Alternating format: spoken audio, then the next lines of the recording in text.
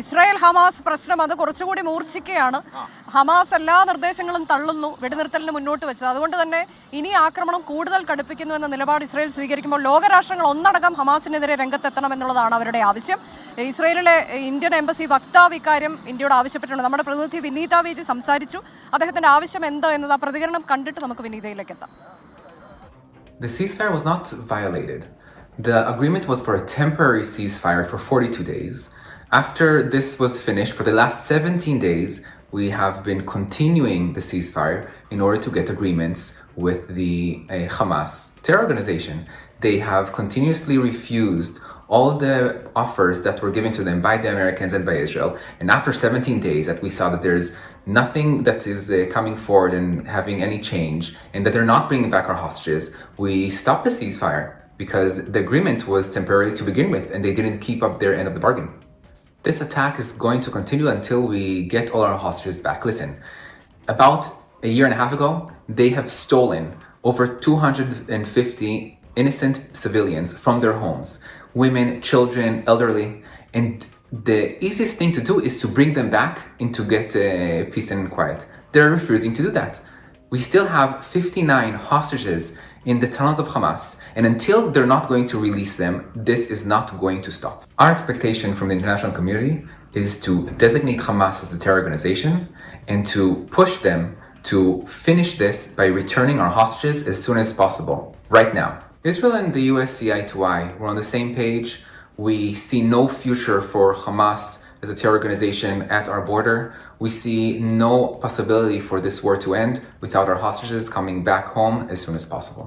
The constant solution is to eliminate any and all terror organizations that are threatening our existence, wherever they may be. ഇന്ത്യയിലെ Israel embassy വക്താവ് Guy നിറിന്റെ പ്രതികരണമാണ് നമ്മൾ കണ്ടത്. 24-നോടാണ് അദ്ദേഹം കാര്യങ്ങൾ പറഞ്ഞത്. അപ്പോൾ വിനീതയാണ് സംസാരിച്ചത്. വിനീത, അപ്പോൾ ഇന്ത്യയിലെ ഇസ്രായേൽ വക്താവിനോടാണ് സംസാരിച്ചത്. വിനീത, അപ്പോൾ കാര്യങ്ങൾ കൃത്യമായി ഇസ്രായേൽ വിശദീകരിക്കുന്നു ഔദ്യോഗികമായി തന്നെ. അപ്പോൾ എന്താണ് ഈ ആക്രമണത്തെ കുറിച്ച് പറയുന്നത്? വീണ്ടും ആക്രമണം എന്ന ഒരു നിലപാടിലേക്ക് എന്തുകൊണ്ടാണ് ഇസ്രായേൽ പോകുന്നത്? അതിനെ എങ്ങനെ വിശദീകരിക്കുന്നു അവർ?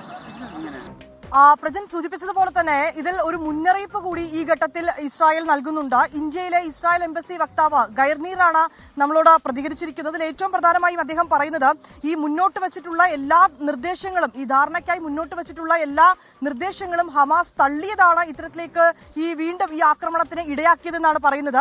ഇതോടെയാണ് ഈ വെടിനിർത്തൽ അവസാനിപ്പിച്ചതെന്നും ഇസ്രായേൽ വ്യക്തമാക്കുന്നുണ്ട്. പാലസ്തീനുമായി ഉണ്ടായിരുന്നത് 42 ദിവസത്തേക്കുള്ള താൽക്കാലിക വെടിനിർത്തൽ കരാർ മാത്രമായിരുന്നുവെന്നാണ് അദ്ദേഹം പറയുന്നത്. അതിനുശേഷം 17 ദിവസം കൂടി വെടിനിർത്തൽ ഇസ്രായേൽ തുടർന്നു. പക്ഷേ ഈ ധാരണകൾ സംബന്ധിച്ച് ഇവർ മുന്നോട്ട് വെച്ച ആവശ്യങ്ങൾ അംഗീകരിക്കാൻ ഈ പാലസ്തീൻ തയ്യാറായില്ല. ഇതാണ് നിലവിലുള്ള ആക്രമണത്തിന് കാരണമെന്നും പറയുന്നുണ്ട്. ഒപ്പം തന്നെ ഇസ്രായേൽ മുന്നോട്ട് വെക്കുന്ന മറ്റൊരു ആവശ്യം എല്ലാ ബന്ദികളെയും മോചിപ്പിക്കണം എന്നുള്ളതാണ്. ഇതിന് ഹമാസ് തയ്യാറാകുന്നില്ല എന്നതാണ് ഏറ്റവും പ്രധാനമായും ഉന്നയിക്കുന്ന ഒരു ആരോപണം. ഈ എല്ലാ ബന്ദികളെയും മോചിപ്പിക്കും വരെ ഈ ആക്രമണം തുടരുമെന്നും അറിയിച്ചിട്ടുണ്ട്. നിഷ്കളങ്കരായ 250ഓളം പേരെയാണ് വീടുകളിൽ നിന്നും ഹമാസ് തട്ടിക്കൊണ്ടുപോയതെന്നാണ് ഇസ്രായേൽ വക്താവ് പറയുന്നത്. ലോകരാഷ്ട്രങ്ങൾ ഈ ഭീകര സംഘടനയ്ക്കെതിരെ രംഗത്ത് വരണമെന്നുള്ളത് തന്നെയാണ് ഇസ്രായേൽ വക്താവിന്റെ പ്രധാനപ്പെട്ട ഒരു ആവശ്യം. ഇസ്രായേലിൽ നിന്നുള്ള ബന്ദികളെ എത്രയും വേഗം മോചിപ്പിക്കാൻ ഉടൻ ഈ ലോകരാജ്യങ്ങൾ ഇടപെടണമെന്നും അവർ ആവശ്യപ്പെട്ടിട്ടുണ്ട്. ഇതുകൂടാതെ തന്നെ നേരത്തെ നമ്മൾ സൂചിപ്പിച്ചതുപോലെ ഹമാസിന് ഒരു മുന്നറിയിപ്പ് കൂടി നൽകുകയാണ് ഇസ്രായേൽ. ബന്ദികളെ മുഴുവൻ മോചിപ്പിച്ചില്ലെങ്കിൽ ഹമാസിന് ഭാവി ഉണ്ടാകില്ല എന്നാണ് ഗൈർനീർ 24-നോട് പ്രതികരിച്ചിരിക്കുന്നത്. ഭീഷണിയാകുന്ന എല്ലാ ഭീകര സംഘടനകളെയും തുടച്ചു നീക്കുക എന്നുള്ളത് തന്നെയാണ് ഈ ഘട്ടത്തിൽ സ്ഥിരമായിട്ടുള്ള ഒരു പരിഹാരം. എന്താണെങ്കിലും ഈ ധാരണകൾ അംഗീകരിച്ചുകൊണ്ട് മുന്നോട്ട് പോകേണ്ടതായിട്ടുണ്ട്. ഇവർ ഈ ബന്ദികളാക്കിയിരിക്കുന്ന ആളുകളെ, നിഷ്കളങ്കരായിട്ടുള്ള 250ഓളം ആളുകൾ ഉണ്ടെന്നാണ് ഇസ്രായേൽ പറയുന്നത്. ഇവരെയൊക്കെ തന്നെ വിട്ടുകിട്ടണം. അല്ലാത്ത പക്ഷം അതിശക്തമായിട്ടുള്ള ആക്രമണം തുടരുമെന്ന് തന്നെയാണ് ഇസ്രായേൽ ഈ ഘട്ടത്തിൽ നൽകുന്ന മുന്നറിയിപ്പ്.